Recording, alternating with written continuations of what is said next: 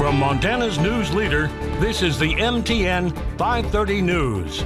Good evening, everyone. Thanks for joining us on your Friday. I'm Jeanelle Slade. Well, Laurel students are back to mandatory masks. After much debate and a threat from the teachers union, the Laurel School Board reverses course once again, now requiring students wear masks. Now, students in the Laurel Public Schools will mask up again on Monday. The board recently made masks optional, but decided last night to change that. Last Wednesday, the public had a chance to comment on mask wearing. Then last night, during a closed meeting, the board discussed the grievance filed by the Laurel Unified Education Association. Well, after Governor Greg Gianforte lifted the state mask mandate, the Laurel board had made masks optional. However, the union requested that the district go by a memorandum of agreement that stated the CDC guidelines would be followed.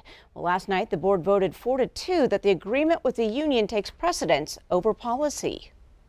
We have to follow and honor our agreements. The board decided to put language regarding the MOU into our reopening plan. So if there are any provisions in our plan that are contrary or inconsistent with the MOA, basically the MOA rules. So the short answer is that we're going to be returning to universal masking for all students and staff immediately. Superintendent Filppula says the agreement with the union is through June 30th, so masks will be required through the end of the school year. While the light at the end of the pandemic tunnel is getting brighter, today Montana surpassed a grim milestone. The state reports 150 new cases, pushing the total case count over 100,000. Nearly 97,000 of those patients have already recovered. Montana reports 6 new deaths today, with 1 in each Custer, Park, and Webo counties. 1,369 people have died from the virus. Well, overall, the good news is the cases keep dropping, and that's the case here in Yellowstone County. But our local health officials continue to deal with the remnants of a national backlog in vaccine supply. Here's Q2's Andrea Lutz with a check-in on supply and if Phase 1C could be in sight. Promising news on our fight against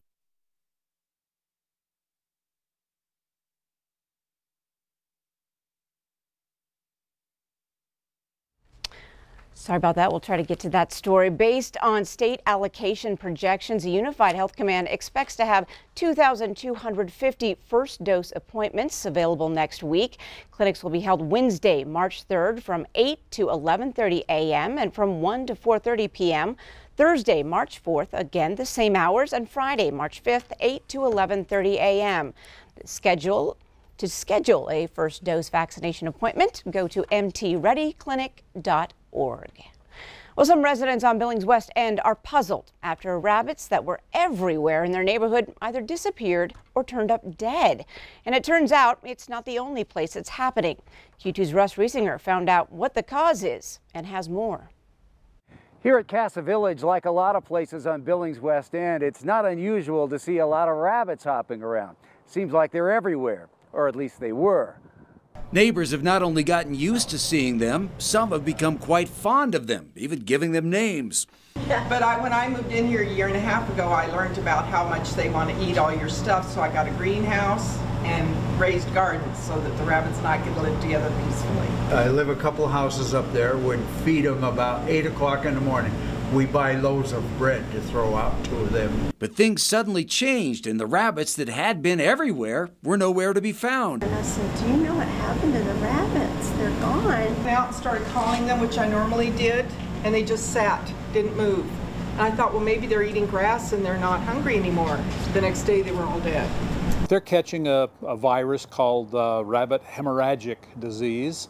It's fatal to rabbits. It spreads rabbit to rabbit, and it spreads more quickly where there are concentrations of rabbits.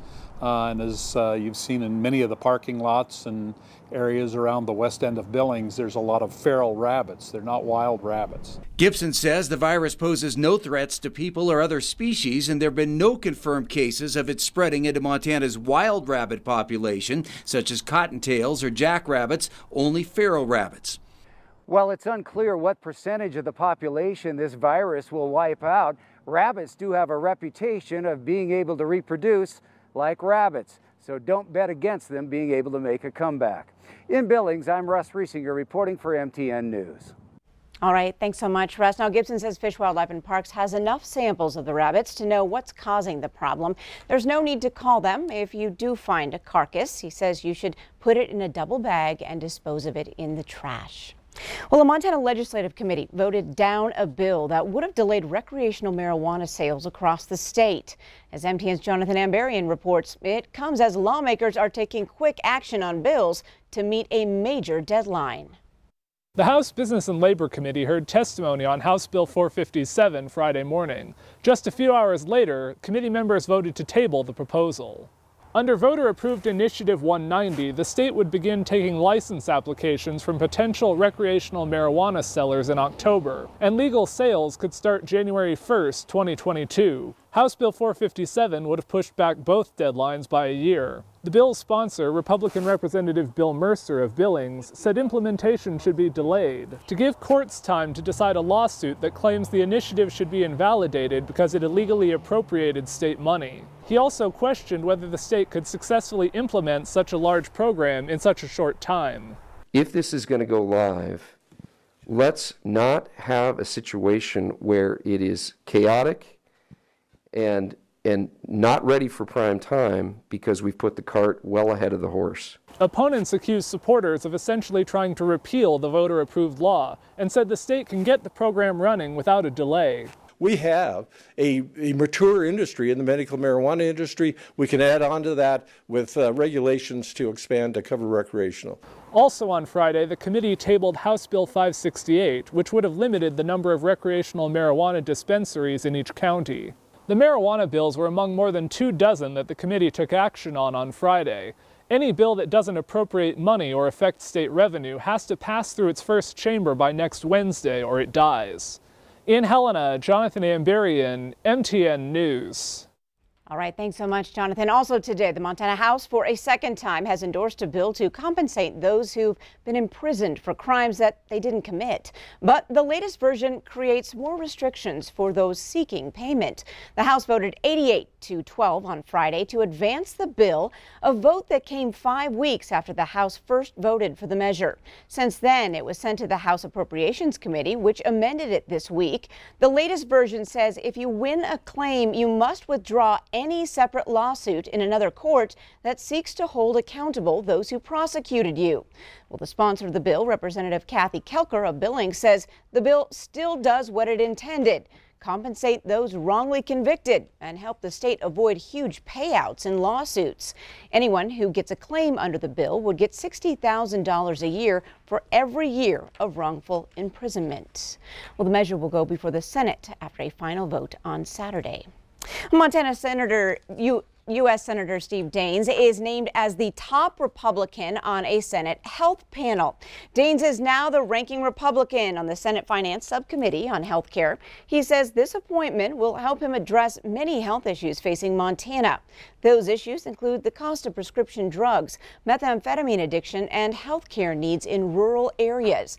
The Health Care Subcommittee is one of 6 within the powerful Senate Finance Committee, which has jurisdiction over taxes, revenue, and health care programs like Medicare and Medicaid. Well, the Health Care Subcommittee has 20 members, 10 Democrats and 10 Republicans. Well, back to the COVID-19 front, where our local health officials continue to deal with the remnants of a national backlog in vaccine supply. Here's Q2's Andrea Lutz with a check-in on supply and if Phase 1C could be in sight. There's some promising news on our fight against COVID-19. You know, we're making headway. But that headway is slow going.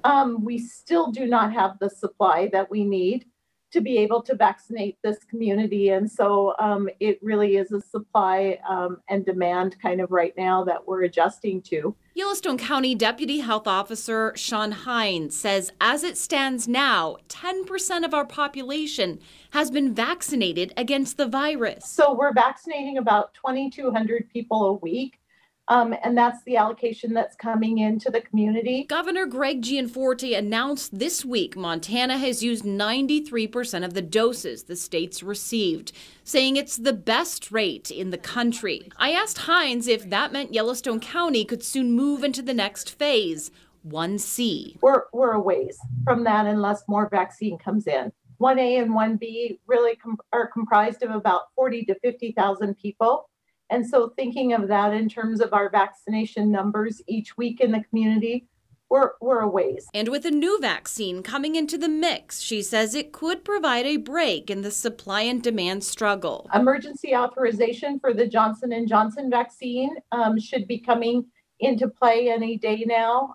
That should create some additional supply. So, you know, there are some encouraging statistics in our community. We're at 14 per 100,000 in terms of cases each day. And so I think we just have to stay vigilant. In Billings, Andrea Lutz, MTN News. All right, thanks so much, Andrea. Well, another solid day of community support to honor recent teen victims, the survivors, family, and friends of 2 fatal car crashes. The Q2 Facebook page changed to black and gold today. Well, this week, Skyview students started the call for everyone to wear black and gold to honor 3 Billings West teens who died and 1 who survived a fatal crash west of town last Friday. As you can see, Bears colors showed up strong today. Yesterday, the community donned orange and black for the loss of a 17-year-old senior high student and the survival of her 14-year-old sister who died on February 2nd. Mayor Bill Cole proclaimed this entire weekend Billings Strong Weekend. Up next on tonight's MTN 530 News on Q2, from a historical bike ride to leaving their mark on the national parks. Tonight, we learn more about the Buffalo Soldiers of the 25th Infantry. Hey everybody, Scott Breen down at First Interstate Arena. Semifinal Friday on the Eastern A basketball court. I'll show you which 2 early teams are headed to the championship next. Check out this beautiful sunset tonight with the Stockman Bank weather cam. Today we managed to make it up pretty close to average temperatures for this time of the year. Wind gusts a little over 30 miles per hour. A look at the weekend forecast is coming up.